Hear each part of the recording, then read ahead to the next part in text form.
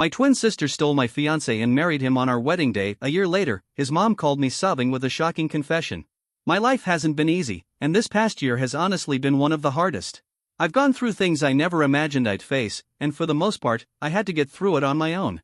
Just when I thought I'd finally gotten to a better place mentally and emotionally, it all came crashing down like a bad dream.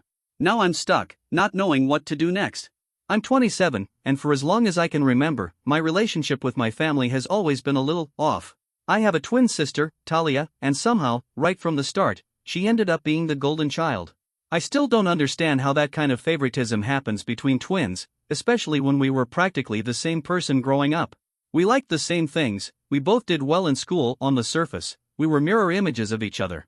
But even as a little girl, I could feel it deep down, my parents just loved her more. At first, they tried to pretend everything was fair, but I always knew. I remember one day as a kid, I just broke down crying, telling them how invisible and unloved I felt. But it didn't change a thing. It was always Talia first. Talia above everyone and everything. The favoritism started off small. Like, whenever we got toys or clothes, Talia always got to choose first. Even if the items were technically the same, they'd come in different colors or slight variations, and she always snatched the better one. I was left with whatever she didn't want, whatever she thought was ugly or boring. And if I ever pushed back or asked why she always got to pick first, I'd get lectured. They'd say I was being selfish, that the gifts were the same anyway, and that I'd never make it in life if I kept acting so entitled. Over time, it just kept getting worse. Talia loved the extra attention and all the little ways she got special treatment, and I couldn't stand her for it. We never had a close bond. That wedge between us only grew deeper during middle school, especially when she ditched our friend group to start hanging out with the popular crowd. Strangely enough, that was actually a relief for me. I finally had some peace at school and didn't have to share my friends anymore. At first, our old friends were confused about Talia's sudden shift, but they adjusted, and my friendships with them got even stronger as time went on. Through middle and high school, Talia and I drifted even further apart. By the time we graduated, we were living in completely different worlds, different hobbies, different people, different everything. That distance suited me just fine. Less time dealing with her attitude was a win in my book. She was still nasty, especially in front of others, trying to act superior or cool for attention, but I'd gotten so used to it by then that it barely registered. I'd learned to tune her out. But just when I thought we were at our worst, things exploded in a way I don't think I'll ever recover from. It happened right at the end of high school, and after that, I completely cut her off. I had poured my heart and soul into my college applications. I knew exactly what I wanted for my future, and most of my friends were shooting for great schools too. I didn't really know much about how Talia was handling her applications. She was always confident, but I figured she just wasn't taking things as seriously. I didn't pry. Honestly, I didn't care enough to ask. But then the results came in. She got accepted. I didn't. At first, I was stunned. It didn't make sense. Then, just in time, I found out the truth. She had stolen my personal essay and submitted it as her own. I was furious. And I knew better than to go crying to our parents about it, because I already knew what they'd say, something about letting it go, how the damage was done, and how I just needed to move on. I wasn't going to let that happen. Not this time. So, I went all in. I contacted the university myself, laid everything out, showed them the proof that the essay was mine, and explained the situation at home. I asked them to handle it carefully, and to please keep it in mind when dealing with her. Turns out, they took it seriously. They responded by blacklisting her. They said they'd confirmed plagiarism in her application. When she read that email, I'll never forget the way she looked at me. She just sat there, stunned, and full of hate. I thought she might explode. But she couldn't say anything to our parents. How could she admit she'd stolen from me? I had her backed into a corner, and I can't lie, it felt good watching her finally get what she deserved. Things were tense after that, awkward, icy, and kind of hilarious, at least to me. We both knew exactly what had happened, but neither of us could talk about it without blowing everything up. I refused to go to our parents, and she couldn't dare bring it up without admitting guilt. Eventually, my parents got wind of the rejection and were devastated. They believed she was being treated unfairly and were dead set on fighting back. They emailed the school, insisting there was no plagiarism involved. That's when things took a turn. The university responded with a thorough explanation, laying out exactly where Talia had taken my work and how they verified it. For a brief moment, I hoped foolishly that my parents would finally see the truth. Maybe they'd realize Talia wasn't perfect. Maybe they'd understand what she had done to me and, for once, actually care. But instead, they turned on me. I was screamed at for days. They told me I'd ruined Talia's life and her future. The second they found out I was the one who reported her, they made me the villain. It didn't matter that she stole from me. It didn't matter that I was the one who got hurt. All that mattered to them was that I acted without their approval. They threw every insult at me they could think of. Said I should have come to them first, and they would have handled it. But we both knew what that really meant. They would have covered for her and left me to deal with the fallout. It became painfully clear that in their eyes, I would always be the black sheep. And no matter what Talia did, she'd never be held accountable. The months that followed were brutal. The tension at home was suffocating. But I just kept telling myself that college would be my escape. And I meant it. I knew the second I left for school, I wasn't coming back. There was nothing left for me in that house anyway. So when it was time, I left. I went off to college and cut ties. I went low contact with my parents, and I completely cut Talia off. She was dead to me after what she did, and I didn't want anything to do with her ever again. College was like stepping into a different world. I made real friends, started building a life I could be proud of, and stayed focused on my goals. And somewhere along the way, I met Matt, and we clicked instantly. Matt and I were friends for a couple of years before we ever dated. He was a year ahead of me in college, but we hung out with the same group, so we ended up spending a lot of time together. Right before he graduated, he asked me if I'd be his girlfriend, and I said yes. It felt like the natural next step. He was one of my closest friends, and I was genuinely happy around him. After I agreed, he admitted he'd had a crush on me for years but had just never worked up the nerve to say anything. I thought that was sweet, adorable, even, and I told him that if he'd asked me sooner, I still would have said yes. Our relationship was solid right from the start. Since we were already friends, we had a foundation of trust and comfort. We understood each other, we were honest, and being together just felt easy. Early on, I opened up to him about everything that had gone down with my family. I told him I was barely in touch with my parents and had completely cut off my sister, and that there was absolutely nothing that could make me go back. He was shocked, honestly. Coming from a close-knit, picture-perfect family, he couldn't wrap his head around that kind of dysfunction. His parents were still deeply in love, and he was the oldest of 4 kids. They were all close, supportive, and involved in each other's lives. It was the kind of warm, happy family I never had, and I respected that. I even loved being around them. They had a bond one had always craved but never experienced. I'll admit, I was a little jealous sometimes, but I made it very clear to Matt, just because his family worked that way didn't mean mine ever would. I told him flat out not to expect some emotional reunion between me and my family. That ship had sailed. He said he understood, and he seemed to accept it. That trust, his promise to respect my boundaries, is what made me feel safe with him. But I had no idea how wrong I'd be. 2 years ago, when I was 25, Matt proposed. Of course I said yes. We'd been together for nearly 4 years at that point, and I truly believed he was the one I was meant to marry. He'd introduced me to his family long before that, and they welcomed me in with open arms. I felt like I finally belonged somewhere. His siblings, 2 sisters and a brother, treated me like one of their own. I built real, individual relationships with each of them, and it felt like I had become a part of their family before we even got married. Planning the wedding just seemed like the next natural step, and I was genuinely happy with the life we were creating together. Our wedding was set for last year, and we spent the whole year before that planning every little detail, from the ceremony to the honeymoon. It was exciting, but it was also stressful. That's when I started to see some cracks in our relationship. We had differences we hadn't really confronted before, and working through them took effort. One of the biggest blow-ups we had was over the guest list. I wanted something small and intimate. He, on the other hand, had a long list: his immediate family, aunts and uncles, his siblings' partners, and more. I didn't want any of my family there. I wasn't close to them, and I had no desire to see them on what was supposed to be the happiest day of my life. I told him straight up that I'd be inviting only my friends. At first, he agreed. But I could tell something was bothering him. I asked if there was a problem, and he said no, so I let it go. But a week later, he came back to me and said he thought I needed to invite my family. According to him, a wedding couldn't happen without family present. I stared at him, stunned. I reminded him again that my family wasn't part of my life. They didn't even know I was engaged. And in my mind, all you really need for a wedding is the bride and groom.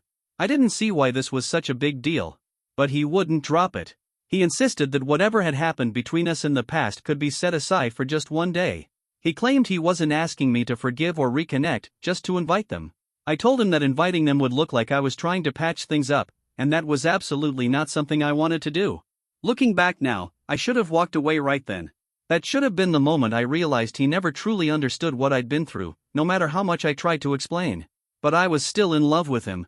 I didn't want to lose him, so I stuck around and tried to make it work. We fought over it badly. I even stopped speaking to him for a while. But deep down, I knew we needed a middle ground. After a lot of arguing, he finally told me why he was pushing so hard. It wasn't really about me or my feelings. It was about appearances. He said he didn't want his extended family to think he was marrying someone who didn't have a good relationship with her parents. His immediate family, his parents and siblings, they already knew my story. But his aunts, uncles, cousins? They didn't. And he was worried about how it would look. He didn't want them to get the wrong impression. At the time, I tried to convince myself that he was being thoughtful, that he cared about how people saw me. But the more I thought about it, the more it hit me he was more concerned with how things looked than how I felt. The optics mattered more than the bride. And I should have seen the red flag.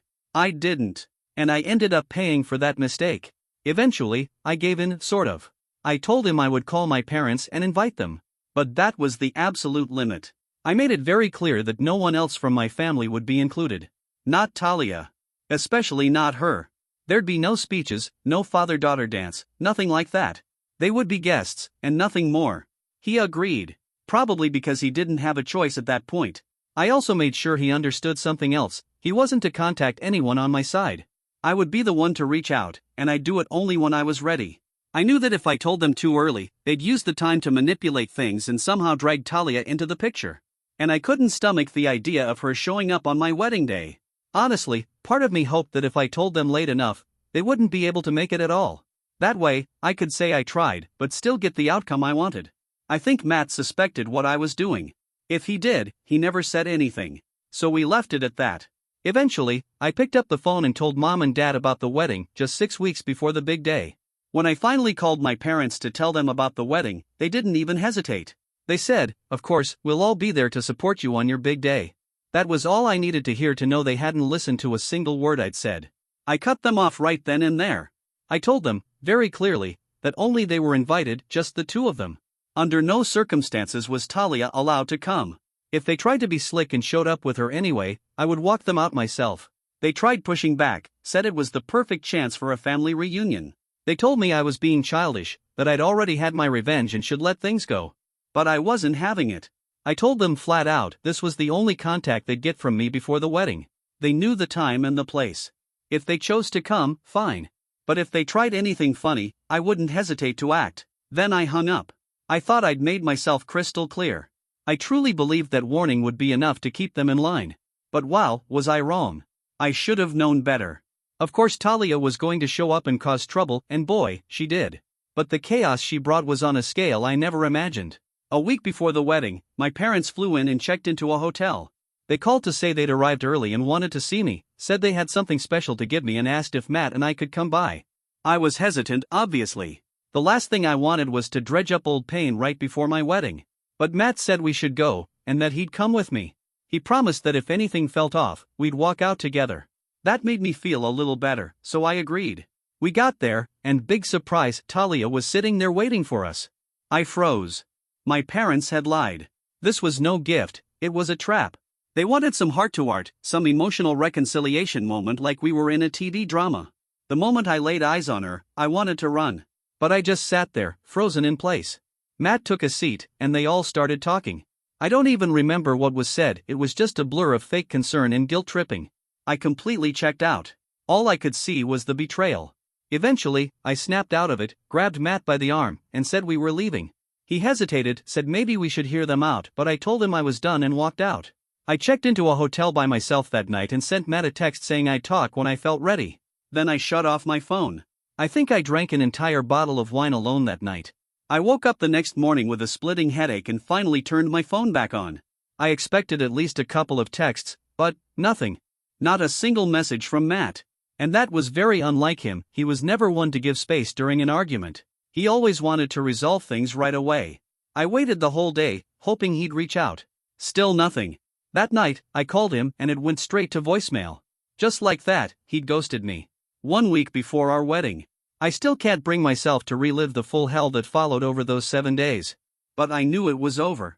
The wedding wasn't happening. He had completely disappeared, wasn't answering his phone, wasn't talking to anyone. Not even his own family knew where he was. It was like he vanished into thin air. So I did what had to be done. I called the caterers, the florist, the venue, every last person, and told them the wedding was cancelled. I blocked Matt on the actual day we were supposed to get married. Then I moved in with a friend for a while, just to stay afloat. 2 months later, I found out the truth. And nothing could have prepared me for it. Matt had married Talia on the very same day he was supposed to marry me. It felt like my entire world flipped upside down. Like I was trapped in some kind of twisted nightmare. I couldn't process it. He had met my sister a week earlier, and somehow married her? I was shattered. It felt like she had won again.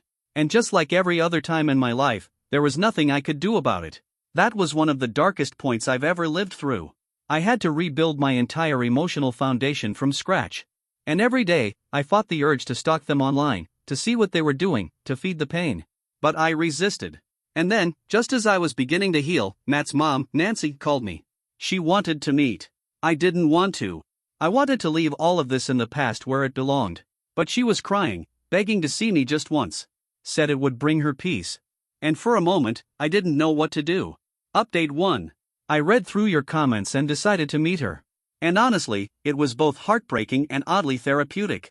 Nancy told me what really happened after I walked out of that hotel room.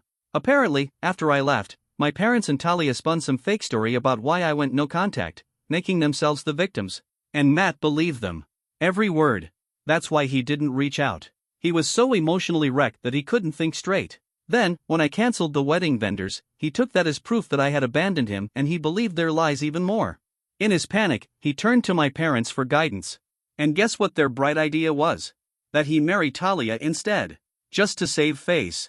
They told him they could annul or divorce the marriage later, once things settled. Nancy said the entire family begged him not to go through with it. They told him canceling the wedding would be better than marrying my twin. But Matt ignored them. He was scared, ashamed, and acted like a fool. And now, Talia refuses to divorce him. She's dragging out the marriage, threatening him with alimony. It's a complete disaster. But a few days ago, while drunk, Talia confessed everything. Admitted they trapped him, admitted she lied about me, even admitted to stealing my essay. Matt's been spiraling ever since. He's gone silent, cut off from everyone, and just recently Nancy was finally able to talk to him. She said he's a wreck, that he realizes how badly he messed up, that he wants nothing more than to apologize, to explain everything. But when she asked me to talk to him, I looked her in the eyes and said, there is no we anymore. If Matt truly thinks there's any chance left, he's living in a dream. I told Nancy I wasn't interested. He made his choices. He married my sister. And no matter what the circumstances were, I wasn't going to help him climb out of the mess he created. She cried, begged me to reconsider.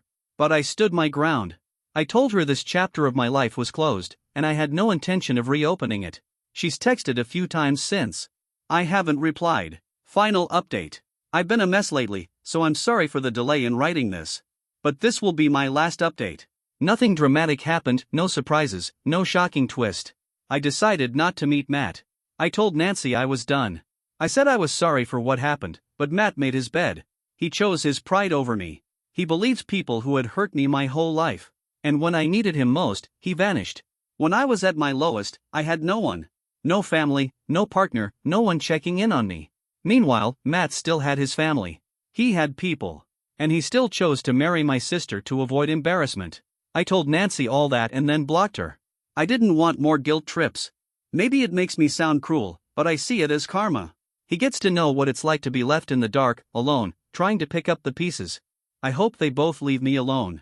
Whether he stays married to her or not doesn't matter to me. I have no love left for either of them. This is the end of that story for me.